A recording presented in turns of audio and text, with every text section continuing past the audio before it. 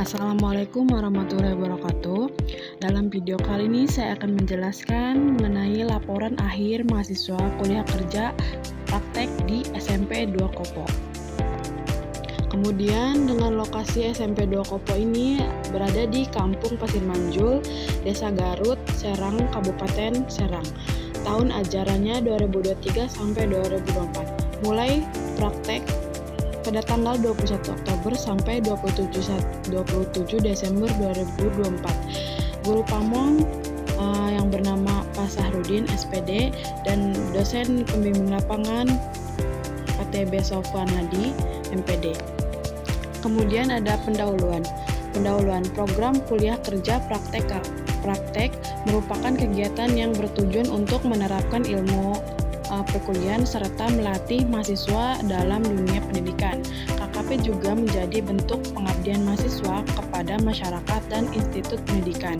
Pelaksanaan KKP di SMP 2 Kopo ini diawali dengan observasi kondisi fisik dan non-fisik sekolah untuk memahami lingkungan belajar, sarana dan prasarana, serta metode pembelajaran yang diterapkan. Hasil observasi ini menjadi dasar dan merancang strategi pelaksanaan KKP agar berjalan lebih efektif dan memberikan kontribusi nyata bagi sekolah. Nah, selanjutnya ada analisis situasi. Analisis situasi ini di SMP 2 Kopo memiliki fasilitas lengkap seperti ruang kelas, perpustakaan, lapangan bola, lapangan basket, serta lingkungan yang strategis. Selain itu, siswa yang aktif dalam berbagai akademik dan non-akademik didukung penuh oleh guru sehingga proses pembelajarannya berlangsung dengan baik. Nah, selanjutnya ada implementasi bahan ajar. Materi yang diajarkan yang pertama konsep bilangan bulat, pengurangan bilangan bulat, yang ketiga hitungan dengan operasi penjumlahan dan pengurangan. Materi yang keempat ada himpunan, materi kelima ada penyelesaian himpunan, yang keenam adalah konsep belajar, konsep aljabar, yang ketujuh mengoperasikan aljabar menggunakan media kotak. Nah, strategi pembelajarannya yang pertama menggunakan media pembelajaran interaktif, yang kedua menggunakan media peraga. Nah, setelah itu ada hambatan dan solusi. Hambatan yang pertama adanya waktu pembelajaran terpotong ketika siswa masih membersihkan sampah kelas. Hal itu terjadi memperlambat pembelajaran. Ada banyak siswa yang masih sarapan di luar kelas maupun dalam kelas sehingga waktu pembelajaran berkurang dari durasi pembelajaran yang seharusnya. Yang kedua, kelengkapan pembelajaran yang kurang memadai seperti infocus, spidol yang habis sehingga harus dalam satu kelas yang mengakibatkan kesulitan untuk menulis materi yang akan diajarkan. Yang ketiga adalah keterlambatan siswa masuk kelas mengakibatkan kurangnya durasi pembelajaran yang seharusnya.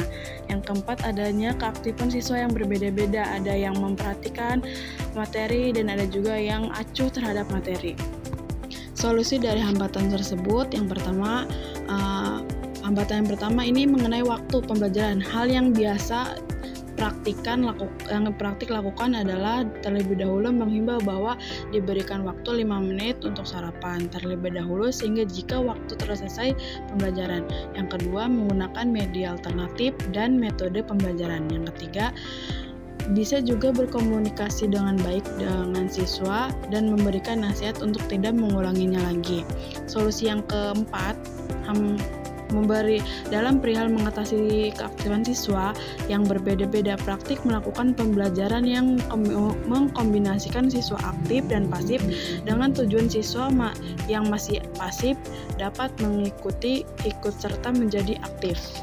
Kesimpulan, praktik KKP mendatangkan pengalaman yang pembelajaran tersendiri dari praktik pengajar yang dilakukan, yaitu dapat terlatih untuk dapat bersosialisasi dan berinteraksi dengan siswa serta melatih kesabaran dalam menghadapi siswa memiliki karakteristik yang berbeda-beda.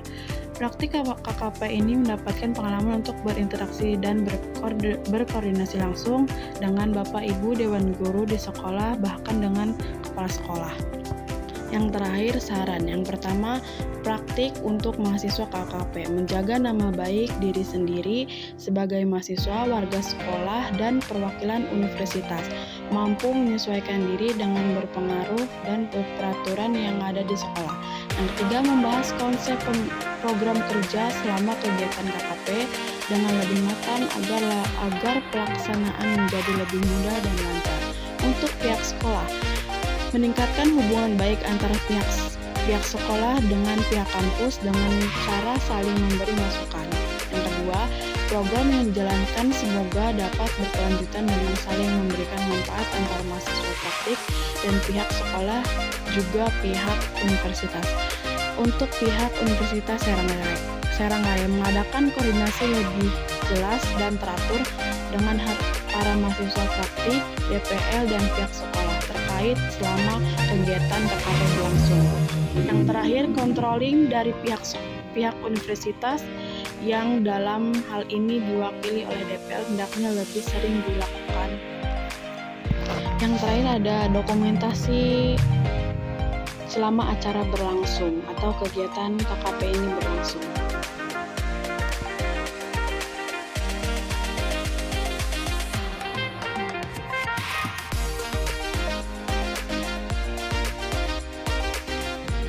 Sekian dari laporan akhir mahasiswa kuliah kerja praktek di SMP 2 Kopo, mahasiswa Universitas Serangraya, jurusan Pendidikan Matematika.